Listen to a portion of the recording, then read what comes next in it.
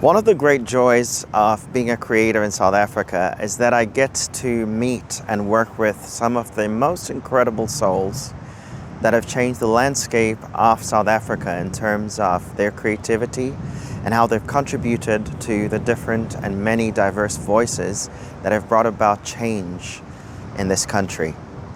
One such person that I get to sit down and speak to today is Sis Fatts, also known as Fatima Dike to most of you. I introduce you today to Fatima Dike as she joins me in my path to discovering all these stories. And this path is called Stories of Our Bones. Welcome.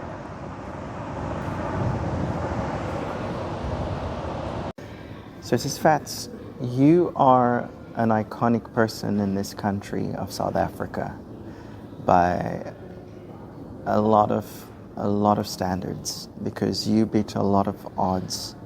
You came into theater as a playwright, poet, and also a director at a time that these things were not possible for people that looked like you. Yes. Please, can you just take us through briefly how that happened for you?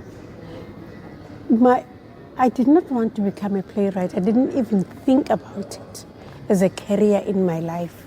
But something happened. I always wanted to be a teacher, but I only wanted to teach two subjects. And these two subjects were the subjects that I was very passionate about: English and history. Simply because when I was in the Catholic boarding school and I was doing my junior high school education, my English teacher was a nun from England, but originally they were from Ireland. Uh-huh. But what was lovely about this school was that in each and every classroom there was a bookshelf with 40 English books.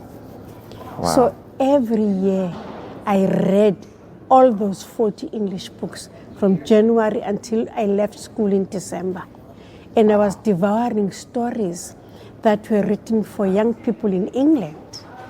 Nicholas Nickleby, all of those, classics, yes. And I really loved the English language.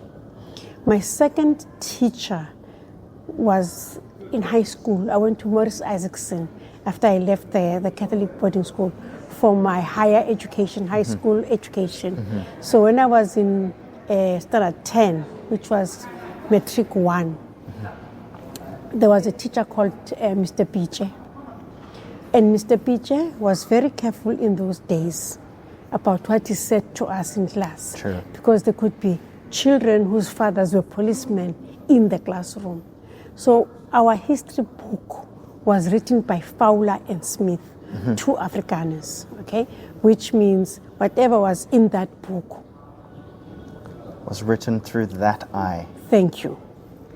So he made us buy another history book. But this history book sat on our laps under the desk in case the school principal walks in case the government educator, the inspectors, education inspectors from the government can just walk in at any time. Mm-hmm. So he didn't want anybody to see the book. Mm-hmm. So if we were reading any chapter of history from Fowler and Smith, our job was to read the same chapter in the book. Ah, then clever. You could see the difference. He was not going to say anything because he could be arrested and he could be sent to Robben Island. Yes. And so we stayed with Mr. Piche.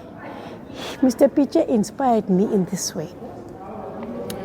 When he came to teach history, whatever chapter of history was going to teach, he used to prepare it the night before at home, comes into the classroom and tell us the history chapter as a story, like the way our parents used to tell us bedtime stories. Yes. So he would walk around the classroom telling us about, for instance,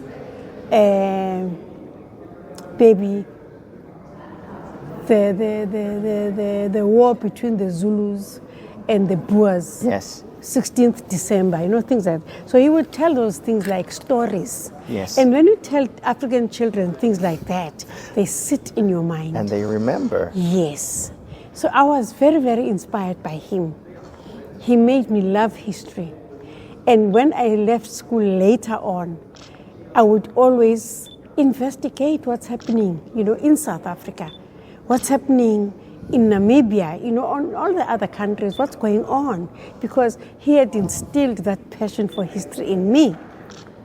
Then, when I left school, a friend of mine was already teaching at Langa High School, so I went up to him proudly saying, look, I want to be a teacher too, so you can help me to find a school where I can study to become a teacher, because when I graduate, I only want to teach 2 subjects, the subjects that I love, history and English.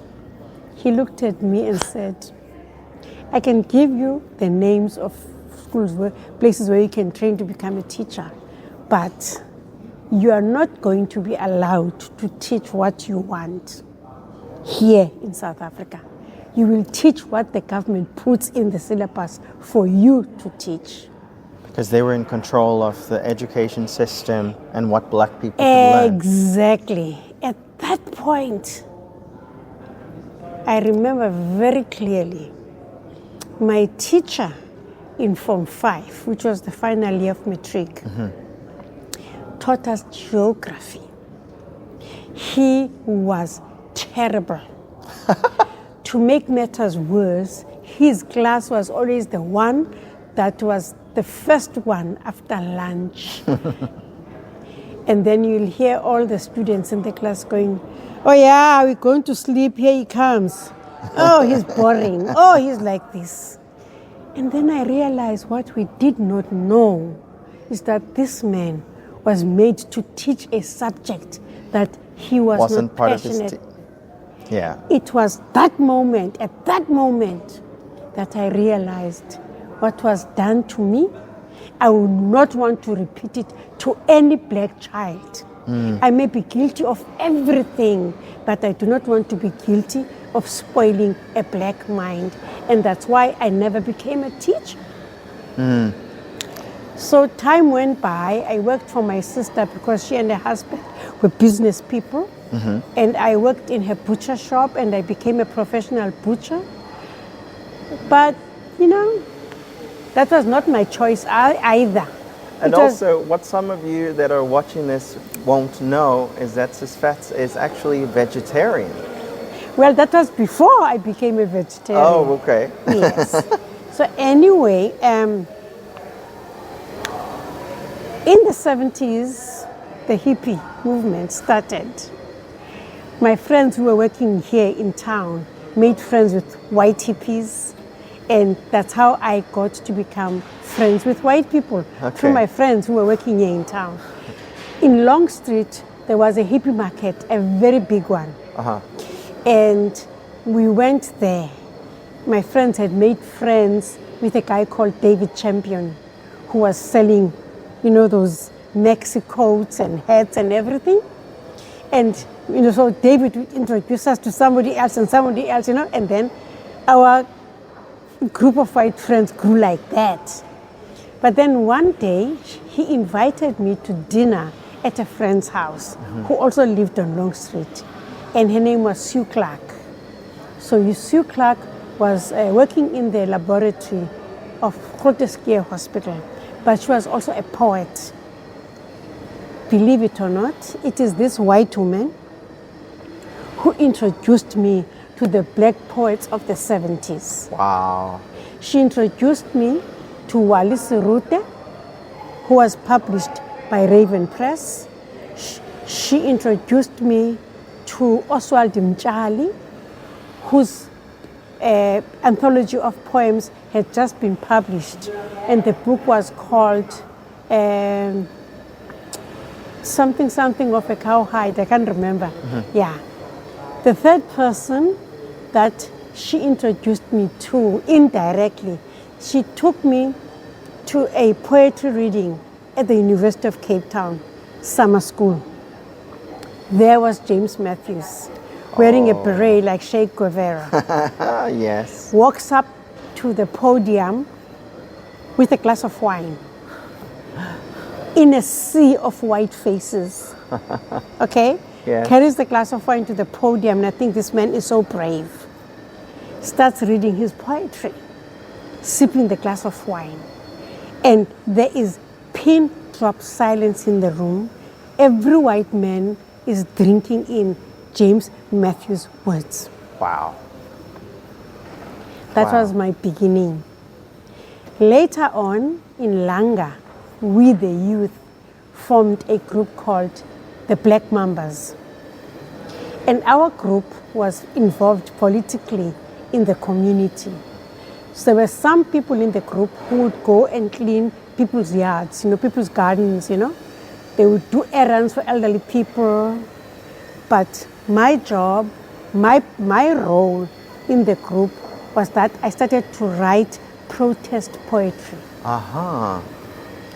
Then, one day, when I went to visit Sue Clark, boom, she says to me, Dickles, that's what she used to call me. She used to make my surname into a nickname. Dickles, come. Somebody has bought the warehouse across the road and Yes. they're renovating the warehouse into a theater. Let's go and offer our services to the guys who are renovating that space. We will make tea for them. That started the biggest fight between us as friends for the first time. I told her straight out, I am black and I am poor. If I make tea for anybody, I get paid. You are white, you've got money, you can go and make the tea. Did she listen to me? No. She dragged me into that warehouse. And that warehouse became the famous Space Theatre. Space Theatre originally was built to honor Athol Fugard's works.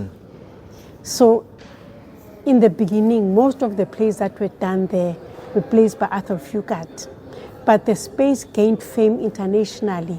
People came from all over the world to come and work at the Space Theatre. So the Space Theatre became my university, my drama school university. How? I was given a job as an assistant stage manager.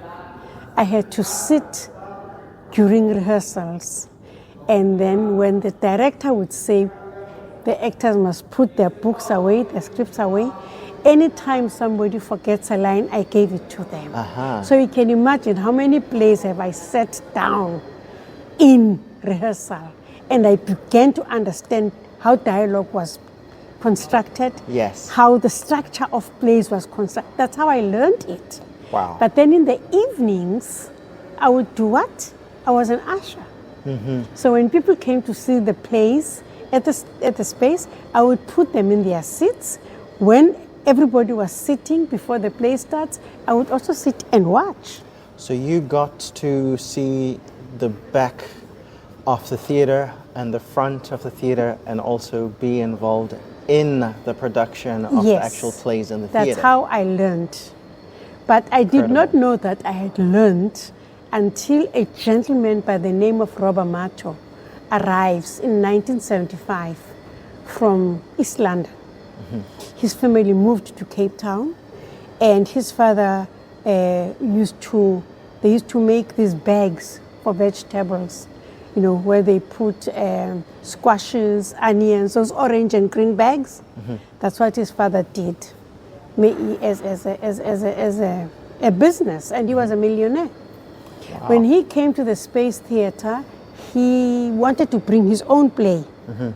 Brian Esbury, who was the director of the Space Theatre, whispered in my ear that the play was too academic. And he's still finding a way to tell him. Yeah. Fortunately for me, and fortunately for Brian,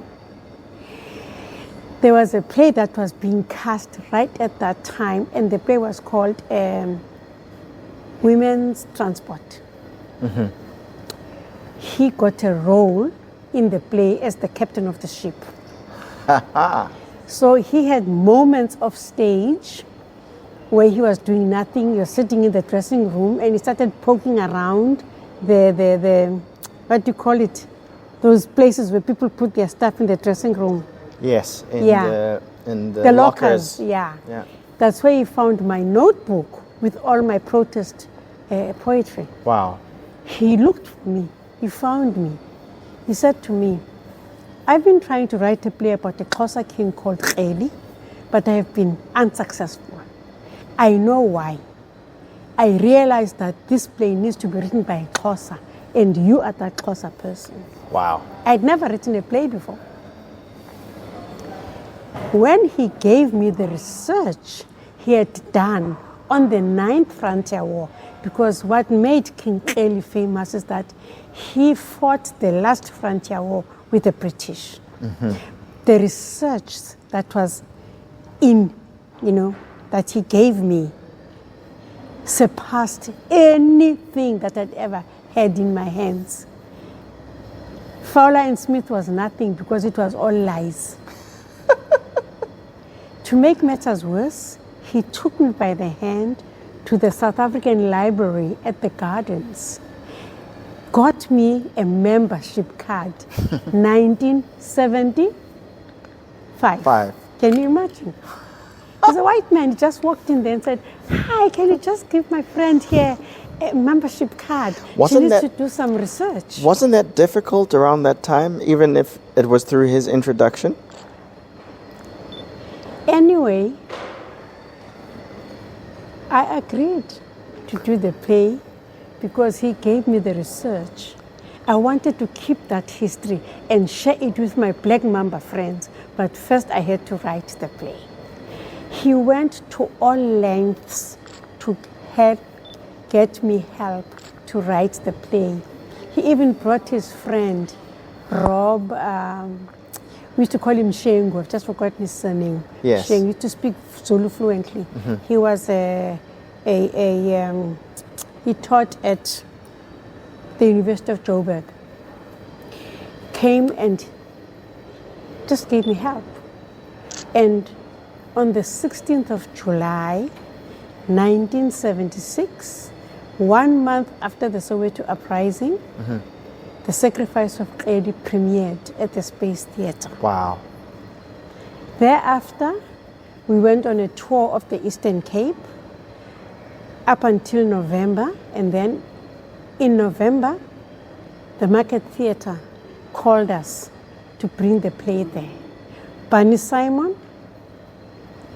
was the director of the play. Wow. He gave it a complete different vibration. The set that Barney Simon had a feeling of a Greek theater, mm-hmm. kind of vibe. But I remember clearly Julius Mtsaka, who played the role of the king, said, we're not going to make this play another Ipindombi. We're going to make this play into a classic. We're going to tell our stories from our hearts, honestly. And that's what happened. When we opened at the Market Theatre in November, the house was packed with all the important people in theatre in Johannesburg. Wow. And by the end of the play, people were screaming, Arthur, Arthur, I refuse to go on stage. I said, it's not my turn. They must give glory to the actors who made the play come to life. Wow. In 1978, the play was published in an anthology called South African Theatre, Act 1. Was that the first time you got published as a writer? Yes. Okay. And then Stephen, I forgot his surname now, but I'll remember, Stephen Gray. Yeah. He's the guy who put my play into that anthology, wrote in the book that I was the first Black female playwright to be published. Can you believe in 1978? That's insane. Thank you. That's how insane. I came into theatre. Thank you. Bye-bye.